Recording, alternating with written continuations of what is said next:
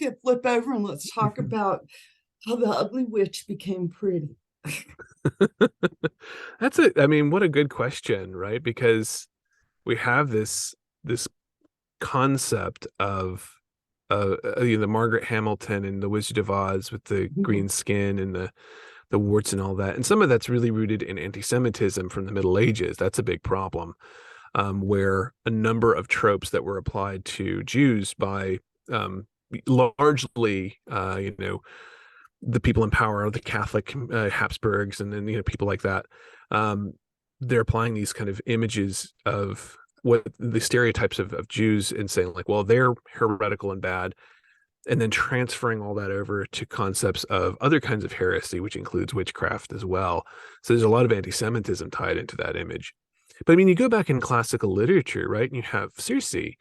Circe is very clearly, in the story of Odysseus, she's got this island where she brings men, and she's beautiful, like Odysseus. Right. Falls for her. I'm not gonna say falls in love, but definitely he's got Obsession. feelings. Yeah, he gets obsessed, right? That's a good way to put it. Um, she's a beautiful sorceress. Medea is a beautiful sorceress. So, there are these traditions of like, oh, they're really, really beautiful. But as soon as that magical practice becomes associated with diabolism, becomes associated with heresy, then these tropes, which are again kind of pulled from anti-Semitism, get smeared across the concept of the sort of magic working woman. And now she's an ugly witch. Now, that's not to say there weren't ugly witches in folk and fairy tales before that, but usually they were also sort of framed as non-human. They were kind of ogres.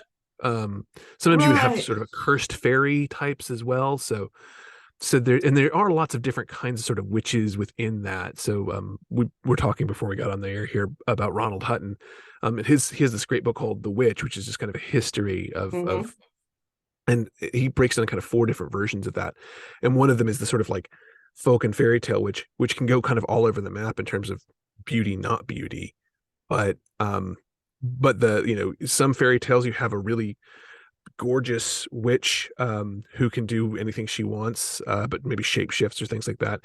You have in Arthurian lore, you have the Loathly Lady who can transform from kind of an older woman to a really beautiful woman at night, and the whole thing is like she's cursed with this until uh, the person that she marries, who I believe is Sir Gawain, finally says, well, it's up to you. This is your choice. It's not my choice. I'm not the one who has to live with this. And she's like, thank you. That's all I ever wanted, and now I can choose.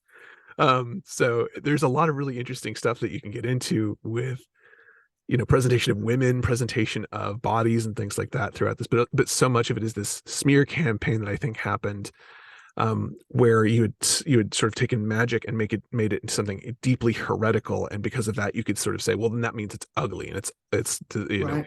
the people who do it must be warped or transformed in some awful way. So, but as we also were talking about, that's been changing. That's been recovering for many many years, and not Yeah. just in recent years, but past couple hundred years. There's been sort of a recovery of that. So I think that's a fascinating kind of twist in the plot. You start seeing, I was speaking earlier about Granny's Mm-hmm. Remedies by for all of you folks, Maya Thomas.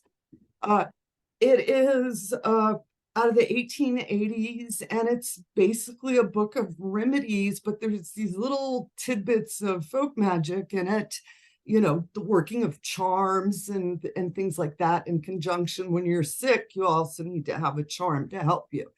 Mm-hmm. What fascinated me about the book was the beginning where it said that, she was known as the village white witch. And that's where we're seeing starting to this differentiating, and we see it starting in the late 1700s of good witch, bad witch. Mm-hmm. This she's a white witch. Mm-hmm. She only does good things. She heals people. And then, and in the book it says that Granny never disagreed with that. She just smiled. Mm-hmm. So by Yeah, she this wasn't going to own it, but she wasn't going to deny. but by this time period, you're seeing this where people are, yep, that's what I am, Mm-hmm. where they're not, like you said, acknowledging, but at the same time, they're not denying that. And Yeah. that's where, we start to see, I was talking earlier, we were about Ronald Hutton, where the Mhm. changeover in our literature and our poetry is Mhm. starting to see beautiful women with magical powers that Mhm. are working for good, Yeah, you for know, sure. and now we're again in this 21st century of redefining what is a witch, Mhm. and that slow evolution to us. uh that's where I was just like, I wanted to hear your whole download on how you see this progression going to modern day.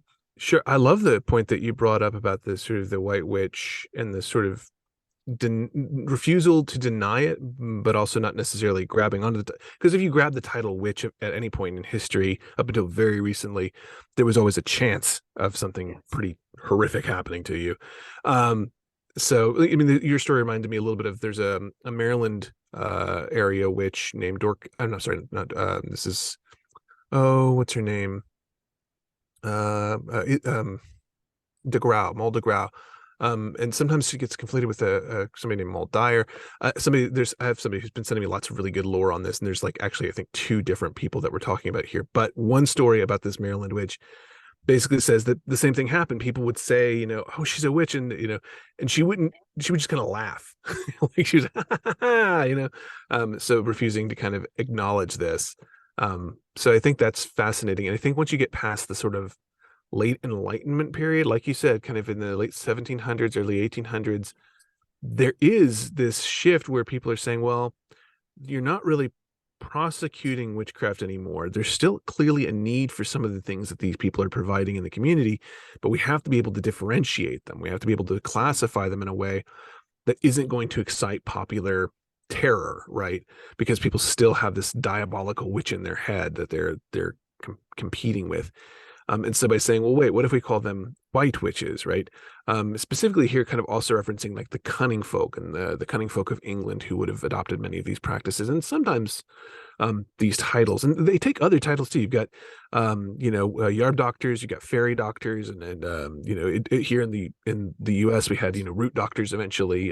Where you came from, I'm sure there were some root doctors Oh in the yeah, region, we've right? got bone doctors, root Yeah, doctors, just straight doctors. We got yep, papas, we got mambas. right, exactly. And so people were We just they were got taking these conjuring titles. women. You know? Conjure folk. That's another one, right? Cunning folk, Yeah, conjure folk. All of those become these ways of sort of giving a title that doesn't just immediately conjure up the image of the diabolical witch in the right. popular imagination, but it's a way of saying like, look, I'm somebody who knows how this stuff works, how this magic works. I can use it for good. Oftentimes they'll say, I can use it for good, and then like quietly into the breath, and also to hurt people if I need to, but don't make me do that. Like they knew how it worked. They were just real low key about it. Although sometimes they weren't. There's a really great story about Mont and Duck Moore, who were these kind of mountain folk witches, and um uh Duck, the woman in the couple, she would curse, so she could do all this kind of cursing work. But then Mont was basically he was what they would call like a fairy doctor, so he could take the curses off. So she would lay the curse, and then he'd show up and be like, knock knock knock, so I hear all your pigs are dying. I've got something you can do about that. So you could take it off, and it was this like whole scam that they were running, but like they got away with it for a long time. So That's terribly brilliant. yeah, it's pretty cool. It's Is pretty creative. what you're doing. Yes, you're both sides of it. I mean, Mhm. at the Botanica, we had an instance where a man came into the shop wanting to get his wife back. And so Mhm. Papa did a working for him, and everything. And a couple of days later, the wife came in the shop because she had heard Papa was doing a working. So she Mhm. wanted Papa to do a working so he wouldn't get back. And so Papa did both. Yeah. And I just stood there in the middle of it going, ain't nobody gonna believe this. Yeah. Yeah. I mean, but this is how magic has run for a long time. It's, you do the magic on behalf of whoever asks for the magic or needs the magic, right? And you may have your own personal boundaries about it, but you can't always apply, what you would do to what they ask for. Sometimes it's like, well, I've got this ability, I have to use it. So It's it's part it's of a it. service, Hmm. is a lot of time, I know in the folk community, that's just how it's viewed. It's a Hmm. service. Yep. It's no different than going to the dentist. Yeah.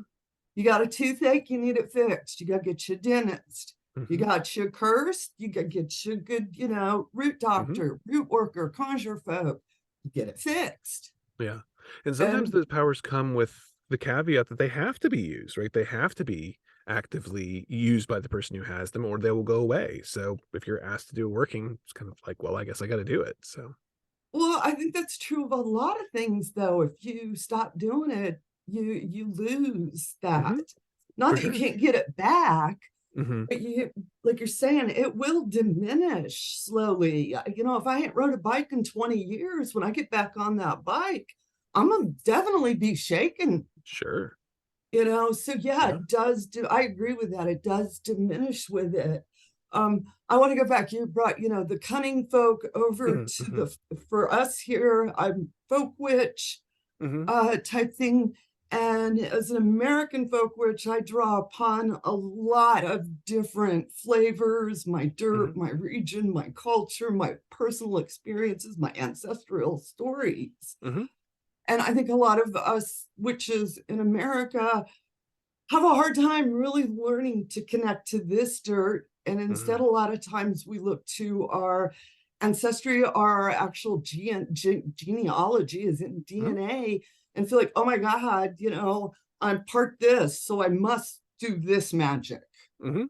Is where I'm seeing a shift over in the past 20 years with the witches. Yeah. It's like we're sort of lost. I don't know if I'm saying that quite right. Do you understand what I'm trying to blurt Sure. out? Yeah, no, I mean, yeah, there's a definite like ethnocentrism that can creep into this where people and that has been, propagated by people with both good and bad intentions. Some people propagate it with a very, obviously there's a lot of like white supremacists who have basically staked a claim out on, for example, Nordic paganism Mhm. and sort of said, oh, well, this only belongs to, and that's garbage because, the Vikings were happy to conquer anybody. So, anybody could join the fold as long as they were conquered. So, yeah, there's a whole, I mean, I've got a bunch of Danish, Scandinavian Viking heritage, but I've never felt particularly drawn to explore that as like my practice because I didn't grow up with a lot of those traditions. I did grow up with Right. some Irish Catholic traditions. I grew up with a lot of Southern traditions around me. So it's the stuff that I actually was already a part of the community for. That's where my practices come from. Like you're saying, this, you pull from the dirt that you live on, you pull from the dirt that you spend time on, the people that are actually around you and in your life. They're the ones who are going to teach you things. And it's wonderful to learn from books. I would never deny somebody like using books as a jumping off point. But in the end, it really is going to come down to what relationships do you have, because that's where your magic is going to be strongest and it's going to come from. So, um, go out and spend some time in the woods in your area, right? If you've got woods, go out and spend some time at the beach if that's where you are, and near the rivers, near the streams. Um, talk to the things that no one else wants to talk to, right? Like go to the cemetery and spend some time with the dead because they get lonely and they want someone to talk to, right? I remember there's a fella I knew who was basically a conjurman, and what he would do is he'd go to the cemetery and he'd bring a deck of cards and he'd find some of the oldest graves in there and he'd sit down and he'd just start playing blackjack with them, and he'd just kind of listen for them to be like he sort of like intuit when they said hit me, right? And so, but it was he got to have this really great relationship with the spirits of the dead in that area that helped him out with some of the magic. If he needed to buy graveyard dirt, he knew right where to go to get that graveyard dirt, because he had spent the time and developed that relationship. So you want to be careful not to just like, wholesale cherry pick stuff from other people's cultures and other people's stuff. But if you have that relationship, if you build that relationship, if you're part of the communities, then you can, and everybody's part of multiple folk communities all the time. So you can really build a remarkable practice by doing that, I think. So I don't know if that answered your question or if that was what we were talking about, but there we are. So, I think it was interesting either way. yeah, there we go. There's so when you start one subject, like you said, there's so many layers, there's so many strings, strands, and threads of others that like staying in a straight subject line is almost impossible. We do walk a crooked path after all. So And we circle back around yeah. sometimes to go, oh, I missed that the first time. Yeah. And that realization for, I think, a lot of new folks is that they're like, how do I do this? And I tell folks the first thing you need to do is go find out who your town founders are. Hmm. Yeah. Learn It's a good their one. story. Because if you're going to stand on that space, why is this town here? What was its Hmm. history? And then also learn the first people's story, the Hmm. indigenous folks that were there prior, at least know their name, Hmm. you know. But what I found is just those two simple paths will splinter so many ways. Hmm. And then I talked with somebody a couple of years later, and they are all up in it. Hmm. It's like once you crack the door, it's wide open. Yeah. And there's the With living component of it too. So what's currently there, it's worth, knowing, who actually makes up the community that you're in, and then taking a walk and seeing like what are the local plants that actually grow around you, right? Like it's one thing to sort of be like, well, I need to get myrrh or frankincense or these, dragon's blood rods, and for your if you use that, that's fine. I don't have a problem with people using stuff, if they have a reason for it. But I'm betting you're going to find stuff that grows local to you that's going to be much more potent for that magic because it already has that same connection that you do to the land. So you already have more in common with it, and you going and gathering it is going to be an act, and taking the time to get to know it and take care of it in the community. It's going to be an act of magic. So yeah, all of this, I love this. The town founder, I think that's such a great way to do it. It's such a fun way to explore this. you find out, it's like, I know, like, the little town I'm in was founded by two brothers. I Hmm. know their story, and I know they shot one of the biggest bears that was ever found in this valley, and Hmm. all sorts of other. And when I walk on the dirt, I feel that connection, Yeah. because I moved. So I had to always lived in the South and the Low Country, and I never thought about what I was doing. Hmm. Like you were saying, it's just around you. This is And part of it. Yeah. Hmm. we didn't typically use words of magic. Nobody would say, Hmm. I'm doing hoodoo, I'm Hmm. doing conjure. It was always a little something, something. She'll take Yeah. care of it, she'll fix it for you. Yeah. And that was Yeah. it. Yep. Yep. But coming to California, was like, how do I connect to this place? How do I learn about it? And give honor to this dirt that I'm Hmm. on now. And that started my own journey here of connecting. And then, of course, I went to the cemetery that's part of our town Hmm. and went to, I still go to the cemetery because I tend like 3 or 4 of the graves now. Hmm. I have a relationship with one of the ladies in the cemetery. I went down findagrave.com, Uh-huh. best websites ever. So good. And getting to understand. And I go out there and I tend to the grave. I, trim it, keep up with it and everything else, sit and talk with her. And it's my form of therapy. Like you were saying, he has his card playing buddies. Hmm. I've got like the lady I can go sit and chat with. Yeah. And I always feel better when I leave and I feel more connected to this area, you know.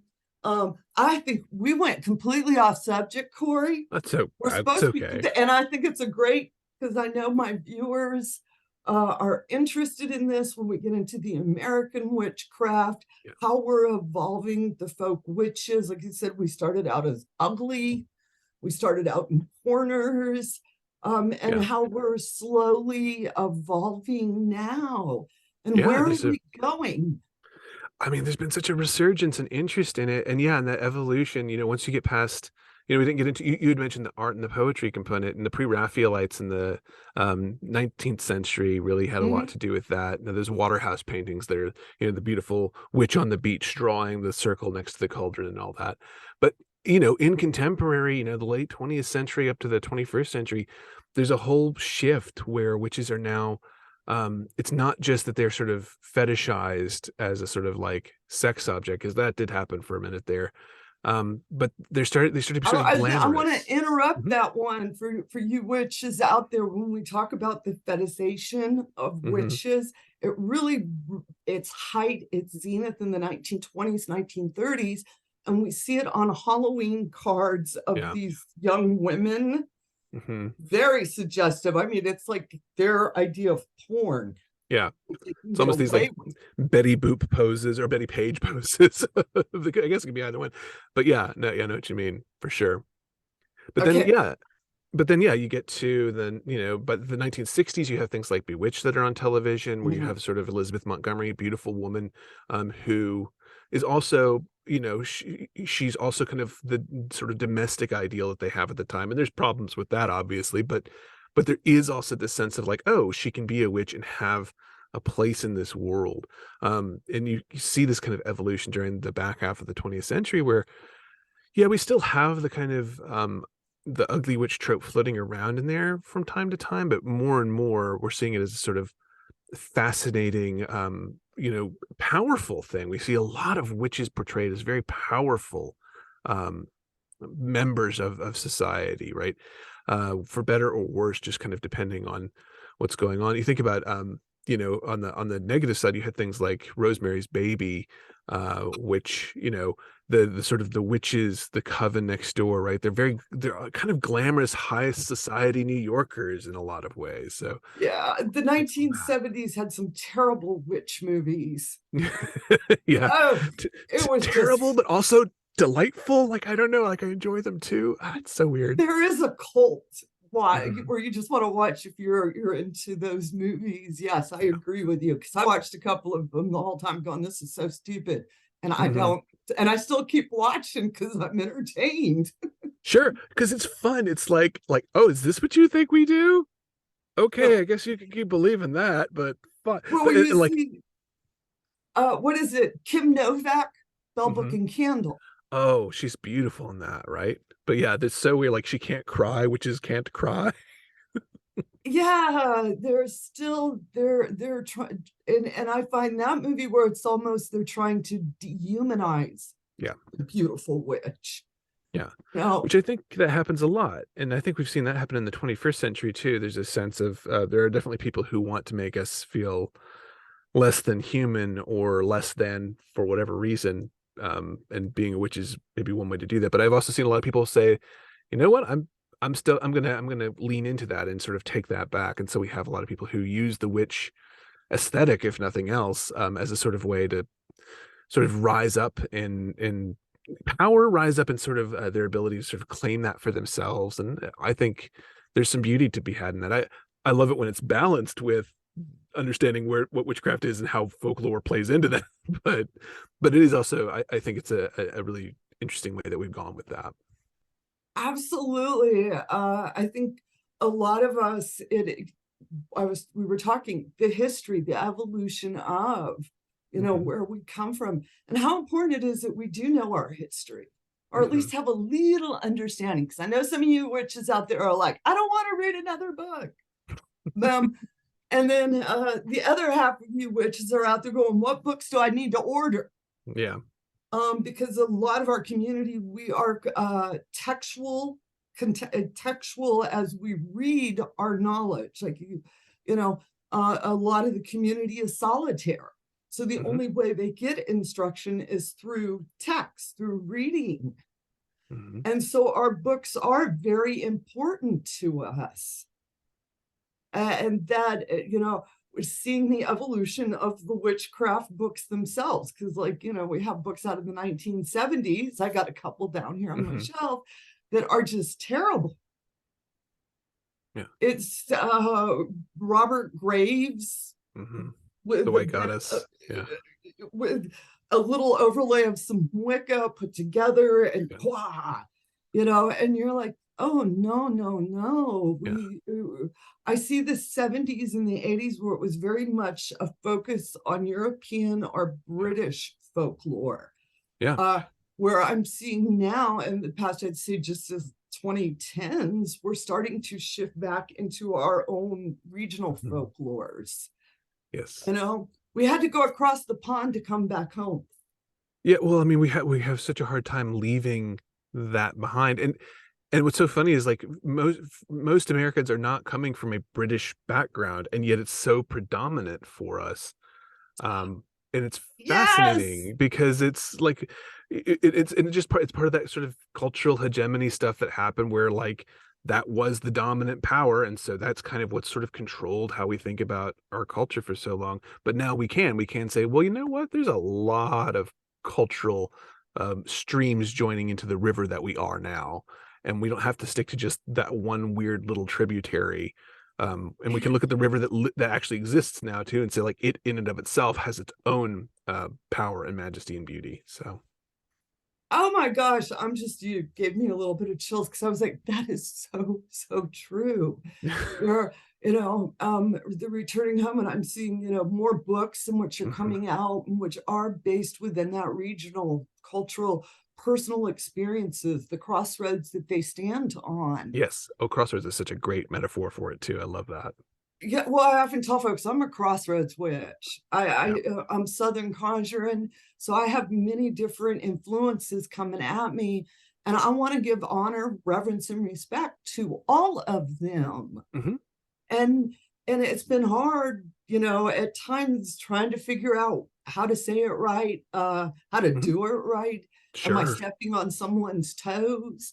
Am I taking something that's not mine, or was Hmm. this given to me? Right. Am I part of it? Have I contributed so that I can say, yes, I can have that? Hmm.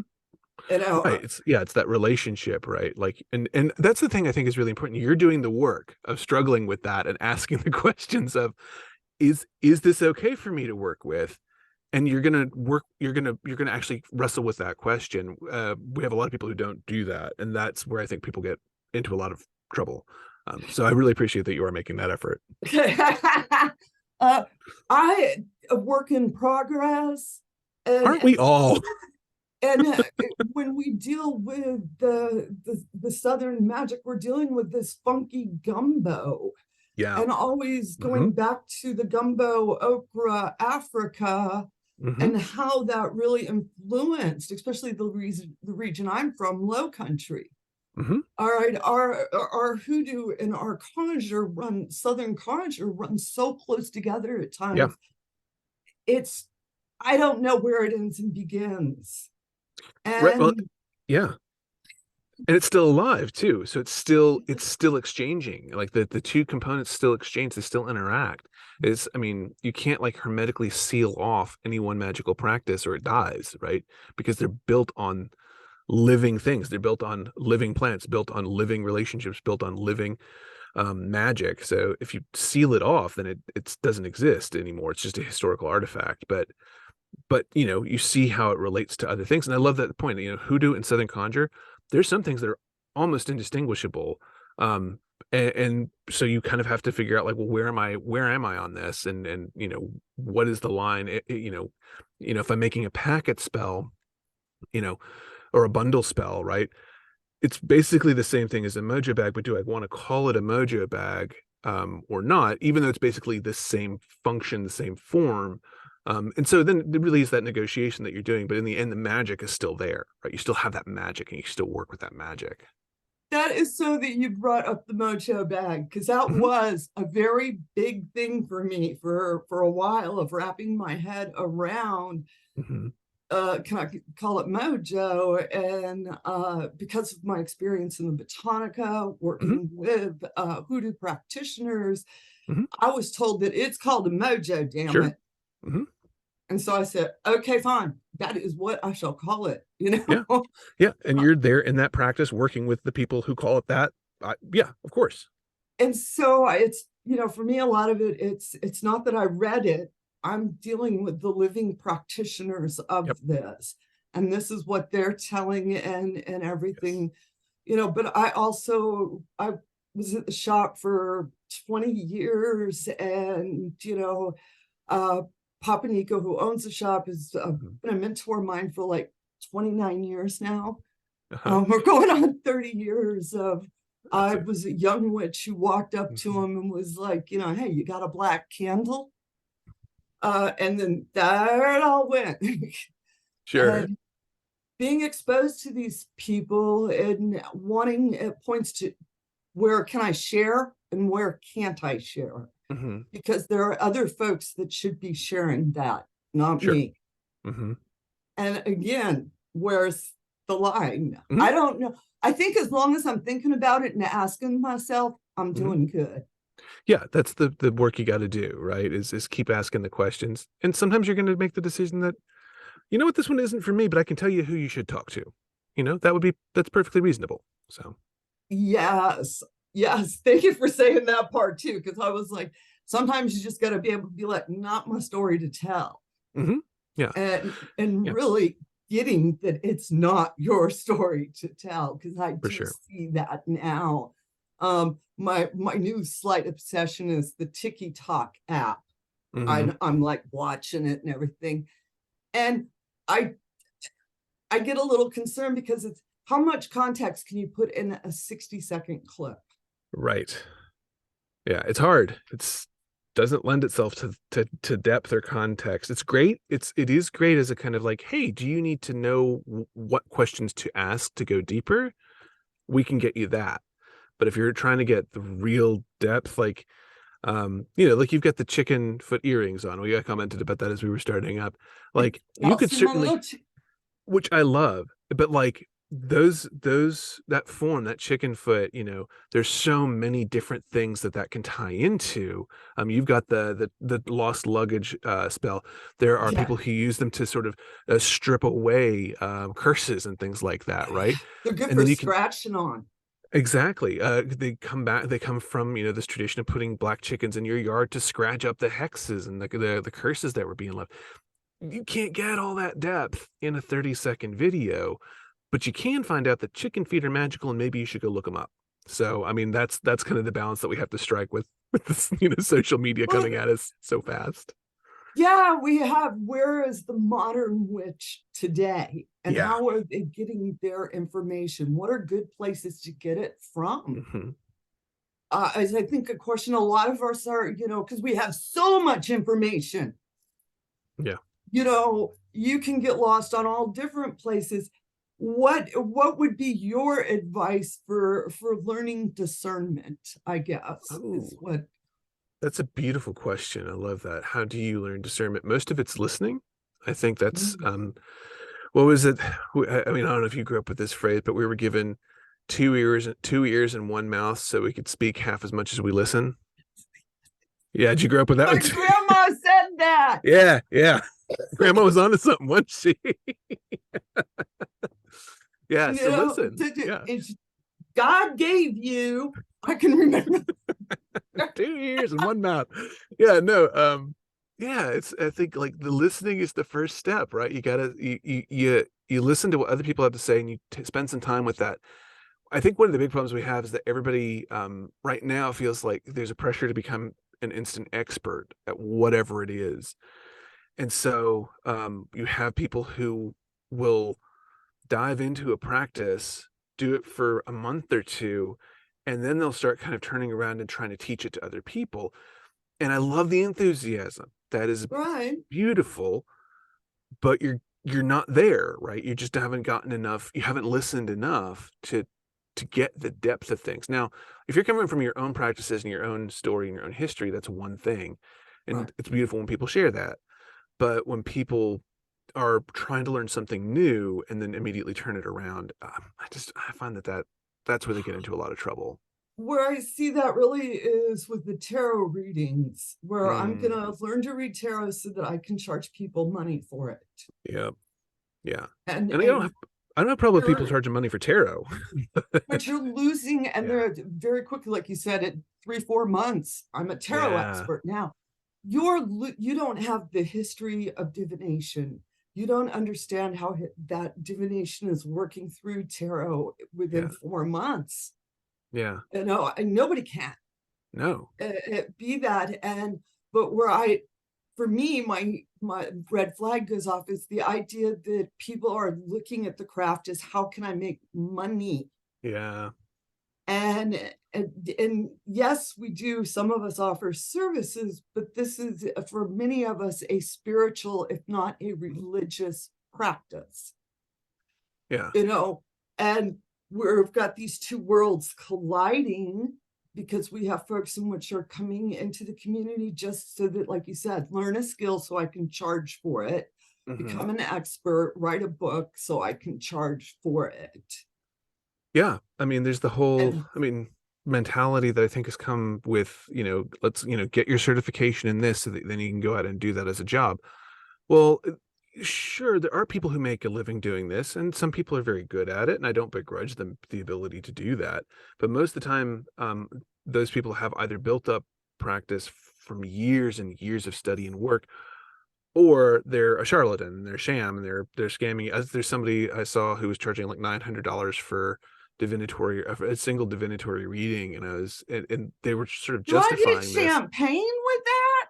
Right, like, does this come with a shiatsu massage? What are we doing? Like, this is, it's just one of those things where, and their All whole right. argument was like, well, that's what my time is worth, and I'm like, if your time is worth that, then I don't think that you're the person that's going to be able to advise somebody who's barely scraping together enough for a $30 reading, and so But it's that go, just yeah, back to we do services. We serve right, the community. The yeah, community does not serve us.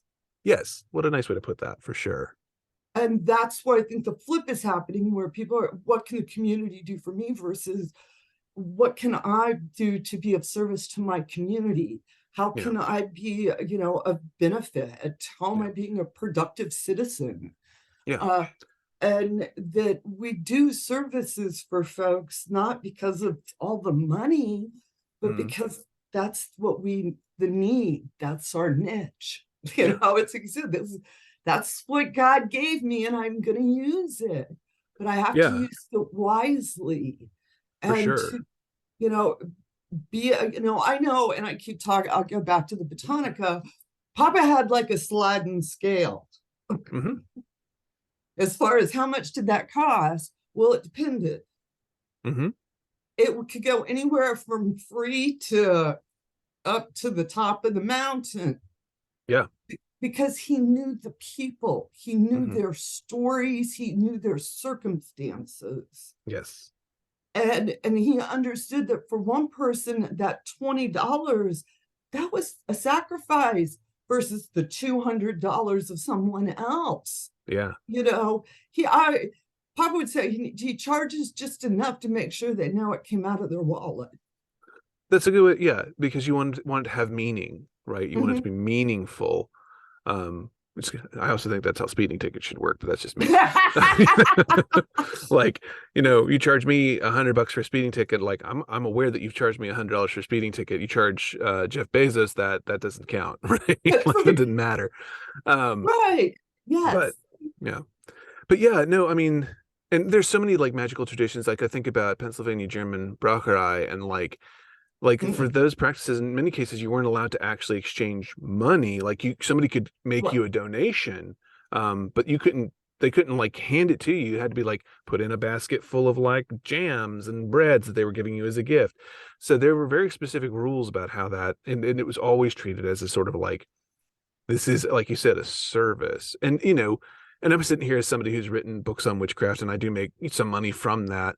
But I wrote something like 400,000 words about North American folk magic, for free, putting it all online, and everything I was finding, all my research, just using all that, putting it online for free for over 10 years before I wrote, you know, word one of a book. I wrote a small book on folk magic with playing cards, but that was a totally different thing. That was a self-published thing. But again, like, it was all about like putting stuff out there, because I was like, there's all this stuff, and I'm really passionate about people in the community getting access to this material. Um, and I'm not trying to build myself up here, but like, that's the kind of thing I think we're talking about, is this sense of like, you really should be doing it because you would be doing it no matter what, Right. because it's a sense of obligation, a sense of need, a sense of desire, and not because you're just, you picked this skill up 20 minutes ago, and now you're trying to see how can I make $100 in half an hour or whatever. That it But just becomes desperate. like you said, that now we have these charlatans doing these Yeah, certification programs. sure. You can get certified in hoodoo. I just Yep. found this out a Mhm. while back, and I was like, are you kidding me? Yeah. And they actually send you a certificate. Yep. Uh, There's several of those that will do that, but I got, but for me was not the person that got the certificate, because I think a lot of those folks believe they have good intentions. They sure. believe what that person just told them, you are now certified level 1 hoodoo, and you can charge $250 for a working. Yep. And these people are like, okay, because they don't know any different. They're believing what? And that's back to, how do we learn discernment? Yeah. First of all, for all you viewers out there, you cannot get a certification. Right. All right. I want to say, I don't say a lot of times absolute statements, but this is an absolute. You Hmm. can't get a certification on that one. All right. That's No. like getting certified as a door opener. No, you can get initiations in some traditions, obviously, and that's a different thing. Yes. That is not a Yes. certification. Online certification in 12 weeks. No. I'm level 1, you Yeah. know? And we have good folks falling Mhm. for that. And I think we're losing a lot of witches and other interesting magical beings because they get wrapped up in that. And then they're like, Mhm. oh, this community, they're terrible. I don't want anything to do with all of them. Yeah. You Yeah, because we know, all get tarred with the same brush. It's the same problem, you talked about at the beginning of this whole episode where the broad brush of heresy was used to tar everybody, right? And now the broad brush of charlatanism is used to tar a lot of folks in our community when, there's lots of us, like I said, who are gonna do this no matter what. We would do it for free because it's just who we are. If we can have some income to help us get by based on that, I think a lot of us will, and we're not going to say no, we're practical people too, but we're not going to exploit. Like, that's the thing, is like people who seek to exploit other people with this, it, it's sickening. So are noted, are powerful, I don't want to use the word powerful, but are known root workers, conjuring mhm, folk, hoodoo folk. If you look at those people, they live simple lives. They're mhm, not aspiring to mansions and how many Bentleys are in the driveway. mhm. uh, you know, and I know a lot of them firsthand that they get a little money for work, and then they go give it to somebody they know is in Yeah, need, who needs it more than they do. yeah, it cycles through the community. Hmm. Right. They put it right back into the community where they're Hmm. not taking it out, you know.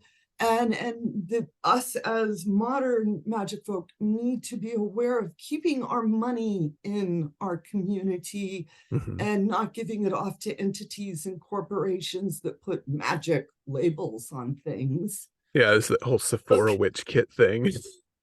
Which, it was cute. It was funny that like we were that popular for a second, but at the same time, it's like, oh, what is this? I'm with you. I agree 100%. I was like, oh, isn't that cute? Oh my God, this is terrible. Right. Like, first Uh, reaction, like, huh, how cute. The second reaction, oh no.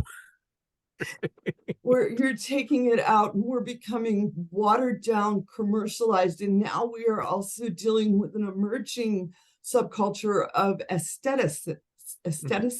aesthetics, Hmm. where we have different aesthetics. And Yeah. one of those aesthetics is the witchy aesthetic. Yeah. They don't anything to do with it other than they like the decorations. Sure. I love that. Have you seen the dark librarian aesthetic? Sure. Yeah. Yeah. Which, They don't get me have wrong, all I think it's beautiful. It looks really good, but it's right, also, yeah, cottage core, sure. and all of this. And where folks are like, oh, the aesthetics are bad. We have to stay pure because they're worried that we're getting over influenced by all the pretties. Right. Everything has to be Instagrammable, which, I mean, if you've ever done workings or spells, by the end of that, you need to wash your hands. It's messy. It's dirty. There's stuff. There's gunk. It's not just smoke rising from the prettiest pot you own in a, slow-mo, well-lit table or something like it's just this, it is a lot grittier than people imagine it to be. it can still be beautiful. It can still be, there It is a is. beauty in, you know, a bird skull sitting on the ground that you found that you know is going to be part of your magic, right? Or there is a beauty in a bundle of herbs that you have in your hand that inherently there's a beauty to that, right? You can look at it and it Yeah. looks beautiful. But when you only aim for the visuals, when you sort of commodify it that way, you can lose touch with the connection. No, you can lose touch with what the magic actually is, and the magic is there is glamour. Glamour is a type of magic. You can do glamour work, but you're sort of substituting in some of that desire for a visual response instead of thinking about like where's the magic actually coming from in this work. So I know when you first yeah. said, workings are messy, I'm like, oh yeah, sometimes it's three rubber gloves. I've learned what I do is I put on actually three rubber gloves so that during different parts of the working, I can take that rubber glove off. That's really brilliant. So Love that that. way I have a new glove now. Sure. Yeah. And I can remember I'm standing there with all my rubber gloves and a mask on and everything. And Sure. I'm like, I'm ready now, I'm ready you to do know? surgery or magic, whichever. Yeah, and I mean, if you've done magic, I think most of us have done something where we've, dressed a candle and we've done everything, and we think we've washed our hands, and then we go to scratch our eye, and we're like, oh, nope, that ingredient was not completely off my fingers.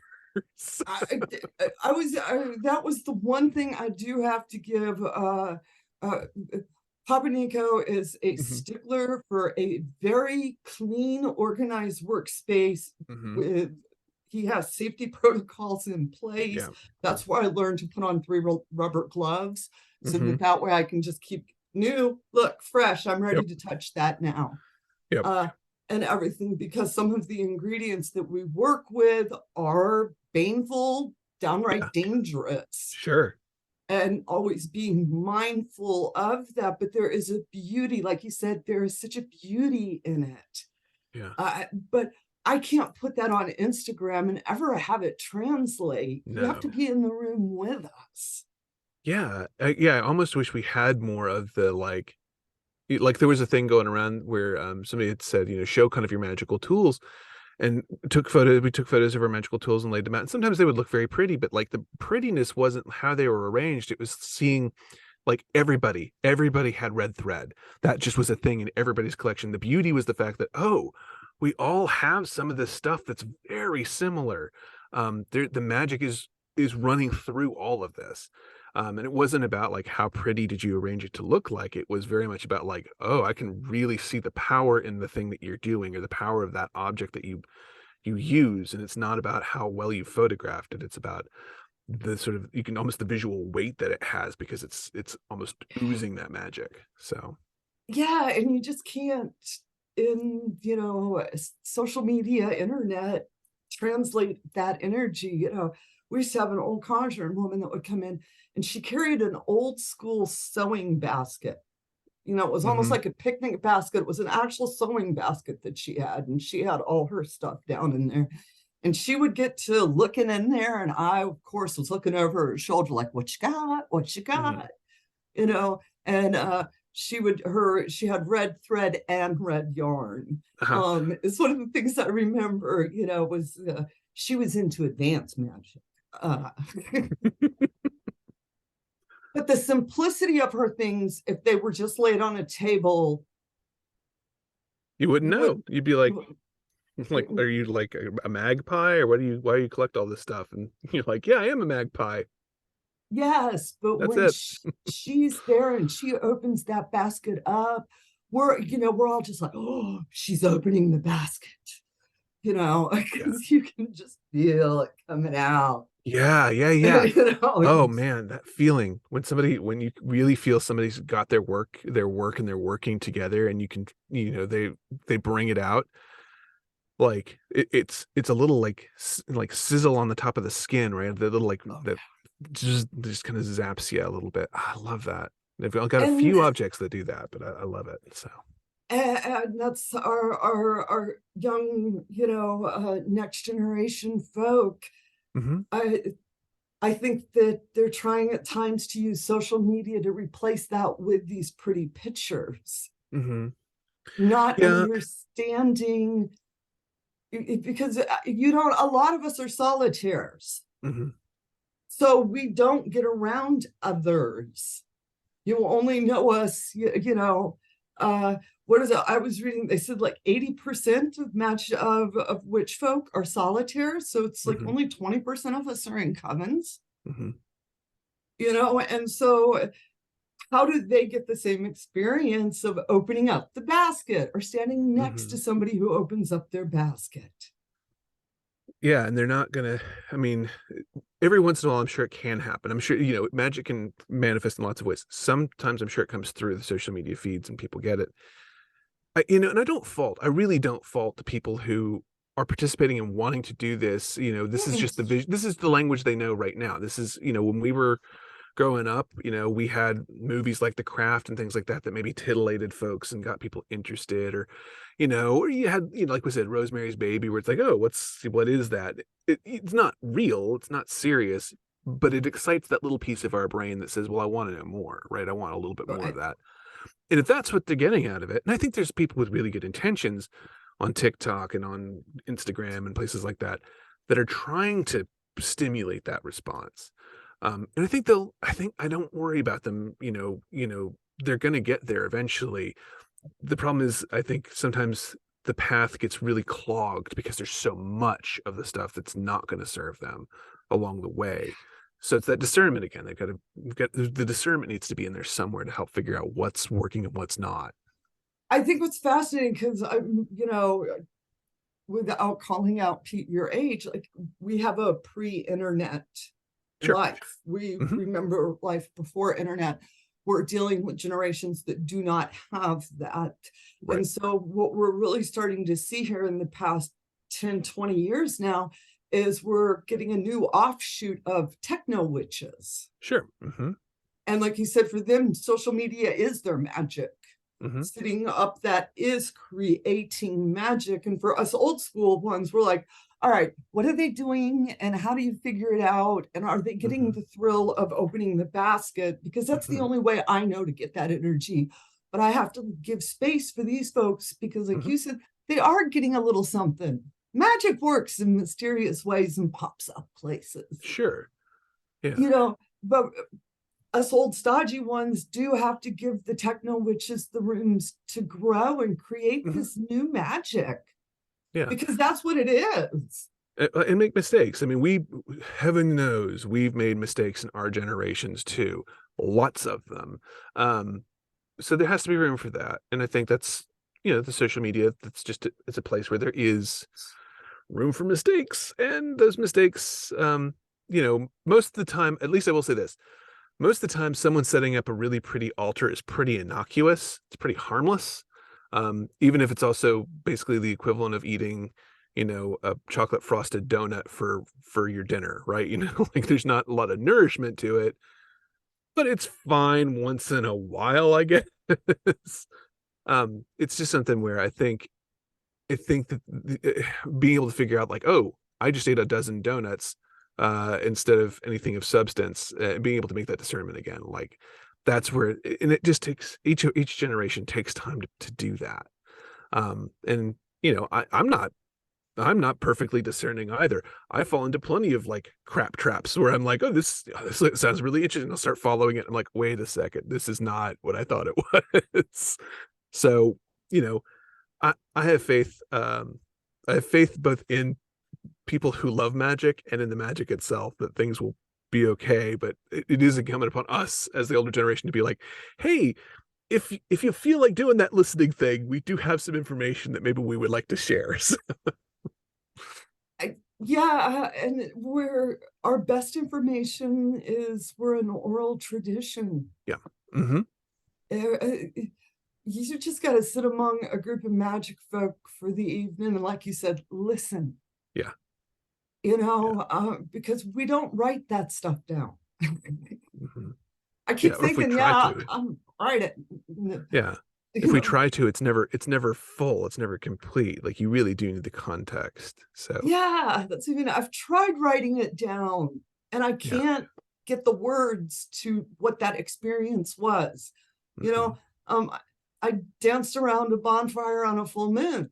Mm-hmm. That does not convey what was actually happening. Yes. Yeah, it doesn't, you don't feel the sweat on your, you don't feel how warm it is on one side of your body and how cold it is on the other, right? Like there's a, yeah, there's a viscerality to it that gets lost. So I can show you pictures, videos, and but I cannot that experience. And I think the biggest thing, discernment comes from experience. Experience comes from messing up and giving yourself permission to go yes. out in the world and mess up. Yeah, and that's, I think that's actually one of the biggest traps that yeah. So with social media, again, I try to make space for a lot of that, and I think there's a lot of value to it. I think there's some wonderful things. We get to see people sharing stuff that they wouldn't share otherwise. But the point that you made about messing up, right? Social media really values that aesthetic because that aesthetic is perfect, right? It's without mistakes, it's without the flaws, right? You only see the good version. You don't see how often people screwed up because that's not what's being presented to you. And so that's I think where that has to come in, right? Like that's the real danger is if you think that witchcraft always looks this beautiful and perfect, and then you try it and yours doesn't, you think something's wrong with you. That's not true. It's not true at all. Yeah, You've just learned. you didn't see the other, 5 lemons that I messed up before I was Yeah. able to cut this one the way I wanted it to look. Uh-huh. Yes, that's exactly right. Exactly right. Yes. And I'm just not going to take pictures of those lemons. Right. Like those were ugly. I don't want to look at the, and you're like, but that one was the one that actually worked. Yeah. I bring up lemons, and I want a real quick shout out for my witches who are following. I figured it out. I dried a lemon. I did not, and I am now, after talking with Cory, I'm going to see if I can. I did take a picture of the first briquettes that I made. Yes. My first attempt was horrific. Just charcoal over it. That was it. It was gone. You didn't even tell it was a lemon. All right. And so I spent like 3 days in my kitchen cutting up lemons, figuring out how thick the slice had to be. Yes. What the temperature, how long, and just getting it all down. And then, of course, I'm sitting here, presenting my end result of look at the pretty bowl with my dried lemons. And you think that if you can't get it on the first try and you don't understand what I did in my kitchen was terrible for 3 days. Yes. All right. My husband was laughing at one point when I took him out of the oven. And he was like, well, he's like, why are you being so mean to those lemons? Why are you abusing them? What did they do to you? And I'm like, I'm going to dry them, damn it. Well, now that I live in Southern California, I actually have 2 lemon trees, an orange tree, and a lime tree. That's awesome. And it's great. It's wonderful, but I'm trying to figure out a way to store it so I can use them when my lemon tree's not ripe. I only get that little seasonal, and that's a lot of times our workings in folk magic are based in the seasons. I don't have access to all the ingredients, so I have to wait until a certain time of the year to do that working. In the springtime, when I was in the Low Country, I used to make a giggity wash. It's a sexy wash. Oh, okay. That's fun. My springtime giggity. You're looking to get a little sexy so that your partner wants to desire you. You want to look like the first rays of the sunshine coming up. Here's some giggity wash. And it was all based on ingredients, though, that are only available at the very beginning of spring. Which is that mating energy of the season. Yeah, for sure. Love that. So what was it in Bambi? They were Twitter pated. I love that. Feeling. Yes, that's what it's about. It's like trying to grab a little bit of that energy and put it in the work. And I only would have access to this for a short couple of weeks, and I'd be in my kitchen doing my concoction up. But if you asked me in the fall for it, I'd be like, you got to wait till springtime. The only time I can make it, I can't do it any other. And a lot of us, because Amazon 3 days, we think we lose the seasonal aspect of magic. Yeah, no, that's true. You know, we're used to magic on demand, magic on. This is again why I say like get to know what's right around you, because you may need something and it's not available, but if you know your area, you're probably going to find something that'll work. Maybe not for the exact same purpose, but it gets you in the ballpark of what you're trying to accomplish. So yeah, I love that point. Very, very true. It's get in your backyard, learn the Yeah. significance of what it's given to you, Yeah, of course. and learn how to dry it, how to pickle it, how to do Hmm. whatever you can. So, if you want to use it, and there are some things that they're seasonal magics. That I think of it as Mother Nature gave me the opportunity in this little time period, Hmm. and I need to use it. You know, I am going to say thank you because I Thank have you. a feeling that Cory and I will sit here and talk. I do. Cory has a book coming out that I am very, very excited about. Do you have Hmm. your author copy? Not close to me. I'm sorry. I did bring it. I'm in a little closet here and I forgot Give to bring us it in the with me. title of the book. So it's Llewellyn's Complete Book of North American Folk Magic, and it's almost 2 dozen different practitioners from different practices.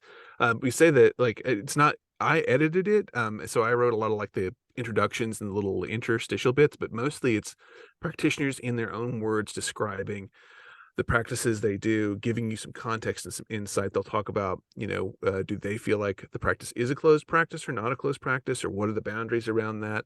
What are a couple of examples of working? Have one. She's a Detroit hoodoo practitioner. She talks about the auto paint spell, right? Because Detroit famously has all these. And if you look at auto paint buildup in the Right. factories, it's almost like a stone, like a rainbow stone.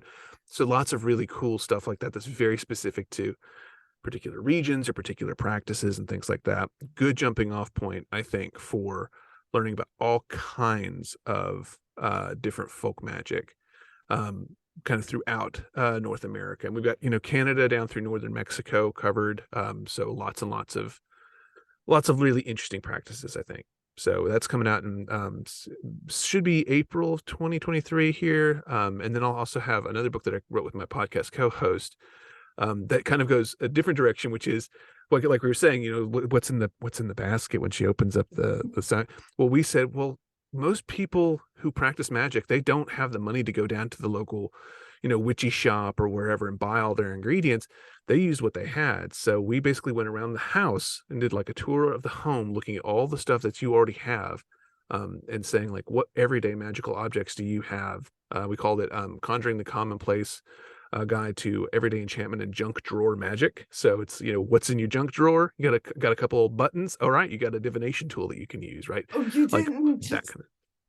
It's you great. said buttons. No, it brought up, oh, this woman that used to come into the shop, she's just an amazing person. But when I was chatting with her one time, talking about, oh, what do you use for magic? She looked at me, she goes, I use 2 buttons and a bead. That's all I Mm, ever need. yeah, yeah, And I sat back on that one for a long time. With that woman just dropped some serious wisdom on me. yeah. Because sometimes that's what it is. You get to some of these practitioners who've been doing it for a long time, and they're like, you know what? I started off thinking I needed all this stuff, and in the end, 2 buttons and a bead will do it, right? In the end, a Yes. good skein of red thread, and maybe a couple of sewing needles, and if I'm really feeling frisky, maybe a tall glass of water, and that'll about cover it. And you're like, I believe you. So yeah, so very excited about that, getting people kind of into what's already in your home and around you. So I am too excited. I also, Cory was kind enough to review my book, Conjuring yes. Dirt. Yes, which Uh, is nice and rootsy. That whole messy side of practice, I love it. It's just very, very honest about that. So I love that side of it for sure. and I was just so thrilled with the review. Mine will be coming out in September, is when I think mine. I still have a couple of months away from it. So, witches and other interesting people, please, I will keep you updated on all these books when the release date is so that you can go ahead pre-order them. I want to thank Cory for sitting here and chatting with me. We tried to stay on topic. I think we did pretty good. We did the equivalent of sitting on the porch with a glass of iced tea, and it took us where it took us. So, but it was wonderful. Thank you, dear, for having me on here. This was delightful. And thank you so much. And to all you witches out there, thank you so much for your support and for all of you subscribers and my members. And with that said, y'all know it never changes. It's always the same. Amen. Blessed be, Ashe, and Abo. We're done. I All could just right. sit and talk with you. I just was like, Yeah. oh, this is so interesting. Oh, you're going down here. Ooh, you're going over here. Oh, let's talk. Yeah, my mom always called that bird walking. To go bird walking off the topic. So yeah. But thank you. Yeah, thank you. This was really fun. I love it. I'm thinking I'm gonna go back and listen to it again because Yeah. I'm like, damn, Cory, I do have one question before you go. Let Sure. me get my stop recording